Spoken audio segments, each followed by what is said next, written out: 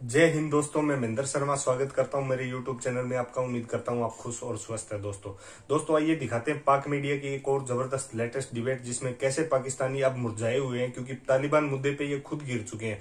और ये सबसे बड़ा रीजन ये है दोस्तों इनके मुरझाने का, कि चीन ने अभी तक तालिबान को मान्यता नहीं दिया और ना ही वो कोई इस मामले में डिस्कस करना चाहता है कहीं किसी के साथ। तो दोस्तों आइए दिखाते हैं आपको ये डिबेट। उससे भी बाद अगर आप इस डिबेट को पूरा देखोगे तो उसमें एक पहलू आ रहा है दोस्तों, जहां पाकिस्तानी बैठे हुए, भूखे नंगे पाकिस्तानी बैठे हुए अमेरिका को इकोनॉमी पे राय दे रहे हैं। दोस्तों बड़ा ही हास्यास्पद एक ये डिबेट थी इसमें, जिसमें आपको हंसी आने लग जाएगी कि भूखे नंगे पाकिस्तानी अमेरिका को इकोनॉमी पे राय दे रहे हैं। तो दोस्तों देखिए ये डिबेट, और भरपूर मजे हैं इस डिबेट में, क्योंकि एक मोहतरमा ने ये तक भी कह दिया था कि अमेरिका जो भी काम कर रहा है वो भारत को खुश करने के लिए कर रहा है। तो दोस्तों देखिए ये डिबेट, पाकिस्तानियों की बौखलाहट और चाइना पे ये बहुत ज्यादा बौखला चुके हैं, क्योंकि इनका आका चाइना है और चाइना अभी तक तालिबान को मान्यता नहीं दे रहा है। तो इनका गले तक आ चुकी है दोस्तों, क्योंकि ये सोच रहे थे कभी न कभी चाइना हमारे साथ आके तालिबान को मान्यता दे देगा, लेकिन वो एक व्यापारिक कंट्री है, ऐसा कुछ हुआ नहीं। तो दोस्तों ये देखिए डिबेट, और उससे पहले मैं आपसे रिक्वेस्ट करूं मेरे चैनल को लाइक, शेयर एंड सब्सक्राइब जरूर करें दोस्तों। जय हिंद, वंदे मातरम, भारत माता की जय दोस्तों। तो आप समझते हैं इस वक्त जितना प्रेशर अफगानिस्तान पर है, उतना ही प्रेशर इस वक्त जो है उस प्रेशर को माज़रत से कम करने के लिए खित्ते के ममालिक भी काम कर रहे हैं। जितना करना चाहिए उससे थोड़ा सा नीचे है मेरी अपनी नजर में। बात यह है कि चीन, रूस, पाकिस्तान, कुछ सेंट्रल एशियन कंट्रीज, ईरान किसी हद तक, वो तो मेरे ख्याल तकरीबन तैयार हैं अफगान हुकूमत को तस्लीम करने के लिए, नई हुकूमत को। लेकिन वो देख रहे हैं वेस्ट की तरफ, अमेरिका की तरफ। अभी अमेरिका इनसे एक तरीके से यहाँ की जंग हार के गया है।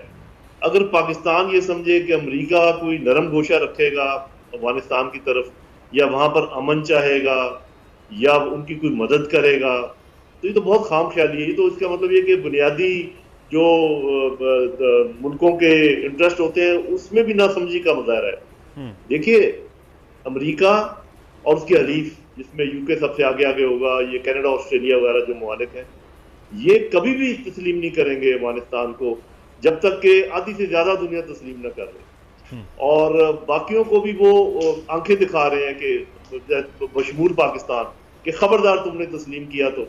और अजीबो गरीब उनके देखें, अभी जो हुकूमत बनी है नई, उसमें उज़्बेक भी है, उसमें हज़ारत भी है, उसमें नूरज़ई भी है, उसमें ताजिक्स भी हैं, और वो किस किस्म की इंक्लूसिव हुकूमत का तकाजा कर रहे हैं। बल्कि मैं पाकिस्तान की हुकूमत से भी पूछूंगा कि और आप किस चीज़ का इंतजार कर रहे हैं और क्या करें वो। जहाँ तक ख्वातीन के वजीर बनने का ताल्लुक है, तो 100 से ज़्यादा मुल्क है जहाँ कोई खातून वजीर नहीं है, तो उस पर तो कोई किसी को इतराज़ नहीं है। और मेरा अपना ख्याल ये कि अगर दुनिया ये वाकई चाहती है कि अफगानिस्तान में दोबारा इंतहा पसंदी ना जड़े पकड़े, तो इस वक्त फौरी तौर पे उनकी मदद करने की जरूरत है। उनके बच्चे भूखे ना मरे, वहाँ पर जो है नॉर्मल निज़ाम चलाने में उनकी मदद करें, ताकि ये चल पड़े, वहाँ पर अमन कायम हो जाए अच्छे तरीके से, उनकी पूरी रिट कायम हो जाए, और उसके बाद ही बात आगे चल सकती है। नहीं हम ये कुछ ऐसे तकाजे, मिसाल के तौर पर कि उन्होंने कहा जी हमारी जमीन इस्तेमाल नहीं होगी किसी भी दहशतगर्दी के लिए, जो कि सही है।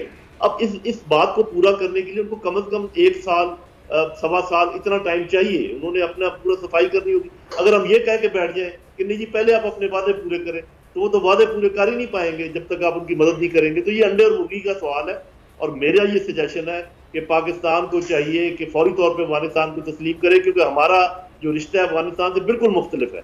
ना वो चीन की तरह का है, ना वो रूस की तरह का है। जो ही हम तस्लीम करेंगे, मैं आपको ये मेरा तज्जिया ये कहता है कि 2 हफ्ते के अंदर अंदर चीन भी तस्लीम करेगा, रूस भी तस्लीम करेगा, सेंट्रल एशियन कंट्रीज के भी लोग तस्लीम करेंगे, तुर्की भी तस्लीम करेगा, और भी बहुत सारे मुल्क होंगे। मुंह देख रहे हैं और उठा के अपना मुंह देख रहे हैं अमेरिका की तरफ। ये तो कभी नहीं होने का। अच्छा, मैं अस्मा मदूद साहिबा, पाकिस्तान हो, चाइना हो, ये जो खित्ते के ममालिक हैं, यानी कि रीजन, ये भी अभी तस्लीम उस तरह से नहीं कर रहे। आपको लग रहा है कि ये कोई वेस्ट का प्रेशर है, या बाकी खुद से बड़े मोहतात हुए हैं ये ममालिक, जिसमें पाकिस्तान अब सरे फहरिस्त है?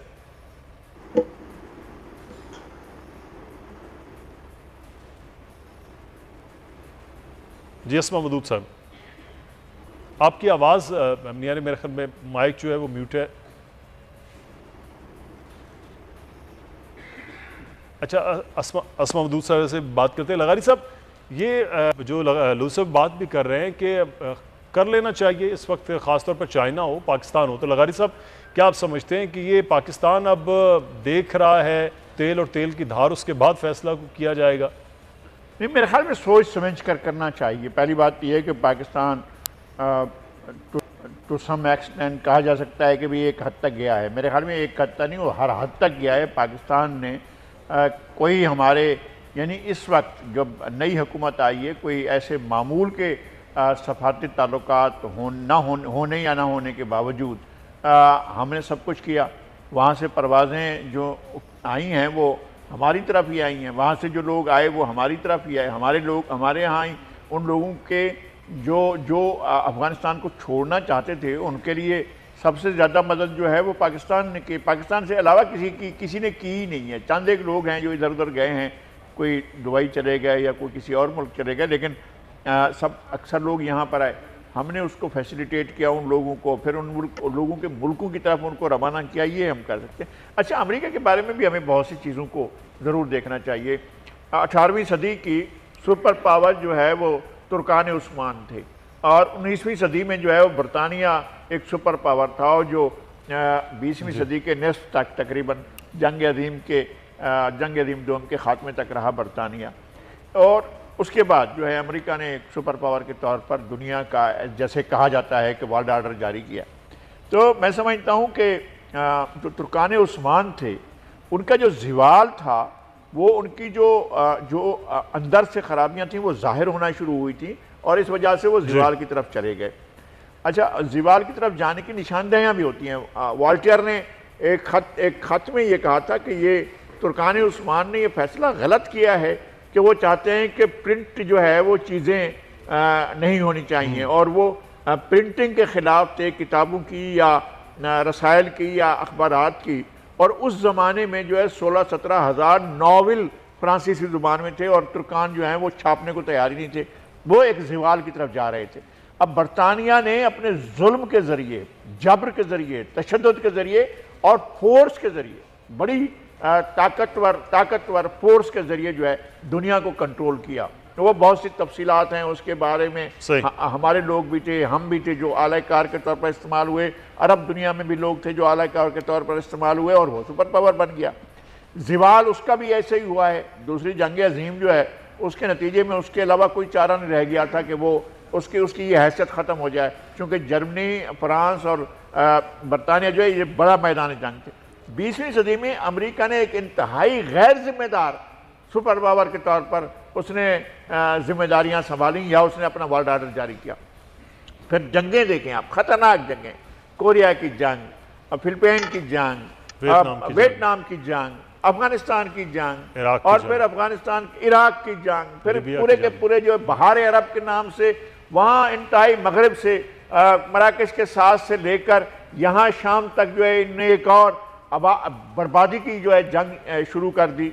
यही जो बाइडन जो थे उनके साथ भी थे, और जो मोहतरमा थी ओबामा के साथ हिलेरी, वो सारी की सारी चैंपियन बनी हुई थी। लेकिन सवाल ये है कि अमेरिका ने आखिर इन तमाम जंगों से सवाए इसके कि वो एक हथियारों की और एक बड़ी मिलिट्री रखने वाले कुव्वत के तौर पर तो है, वरना इकोनॉमी के तौर पर तो वो चीन से पीछे चला गया है, वरना वो इकोनॉमी उसकी नहीं है। इंडस्ट्रियलाइजेशन में भी वो पीछे चला गया है, और पर कैपिटा इनकम भी अब इन मुल्कों की और ज्यादा आगे बढ़ रही है।